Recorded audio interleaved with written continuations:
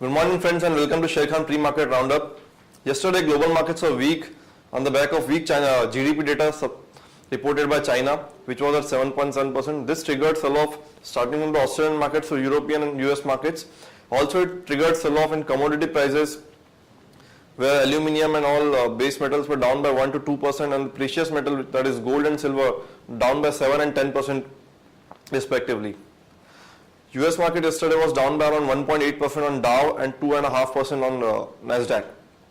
In our markets, followed by weak results of Infosys on Friday, again yes, on Monday market opened down, but it recovered very smartly to close up by around 50 points on Nifty and around 150 points on Sensex. But the numbers reported at the end of the day by FI and DIS were surprising, with FI still being seller by around 400 odd crores and DI being buyer of around 300 crores in cash market. On the index futures fund, FI was seller by around 110 crore rupees.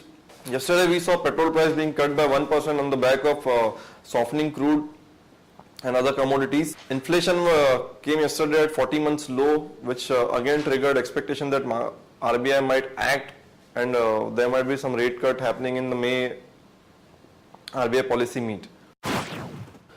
Good morning, friends. Let's have a glance at derivative activity in yesterday's trade. Now we have seen that the markets are bound back sharply, but the activity from the futures and FIs in the futures and options segment was minuscule.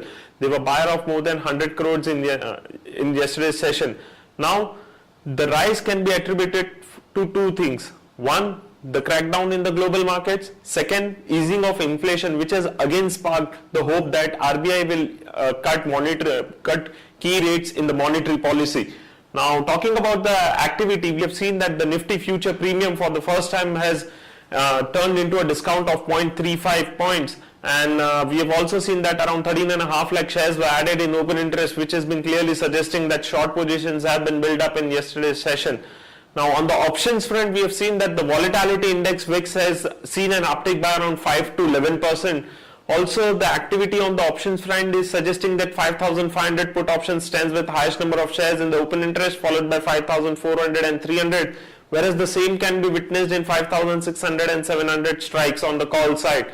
5,500 call option has also seen a good activity, so we'll need to closely watch level of 5,500 on closing basis, because 5522 was our straddle break-even point for the month on the lower side, and 5,500 put as well as call option has witnessed a good activity. Whereas on the higher side, 5620, which is also a weekly VWAP, would act as a hurdle, and on closing basis, we'll need to watch that level also on the higher level. So broadly, this is the range which market needs to break on the either side to take a further course of direction. From intraday perspective, we recommend buying Tata Global with stop loss of 131, and we recommend going short on Ranbaxy with stop loss of 447 rupees 20 paisa. Thank you.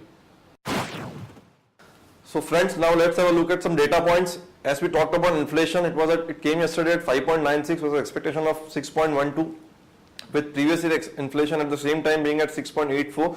This we believe paves of the way for RBI to act and reduce rates and take a softening stance going ahead from here. The next RBI policy meet is scheduled for 3rd of May. On other news flow front, Reliance Industries coming up with results today. We expect a 33% jump in YY profit, and we expect Reliance to post a number of 5645 crore rupees. On the other hand, gold and silver crashed yesterday by around 7% for gold and 10% for silver. Also friends, petrol price has been cut yesterday by ₹1 on the back of softening crude.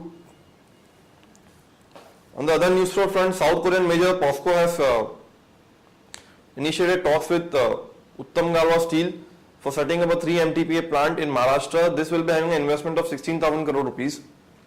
ONGC has approached Ministry of Environment and Forest for taking permission for drilling 24 wells in Krishna Godavari basin. The Jet Etihad deal is getting delayed, and there is larger possibility that Jet might come up with the OFS to meet the 75% promoter stake deadline. JP Associate, the parent company of JP Group, is in the last lap to sell the cement plant in Gujarat, at a valuation of $150 a ton.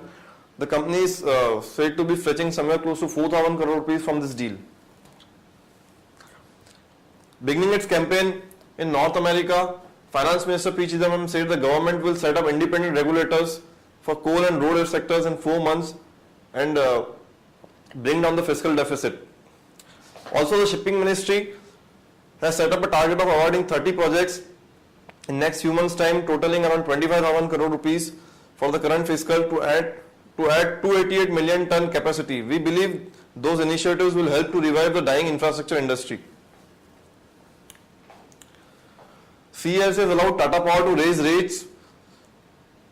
One can go long on Tata Power with a stop loss at 92 for a target of 97 and 98.5. CMP is 94. Toyota Kirloskar has tied up with M&M Financial Services for vehicle loans. Action to be taken is go long on M&M Finance with a stop loss of 195 for a target of 205 and 209, CMP being 199. Thank you.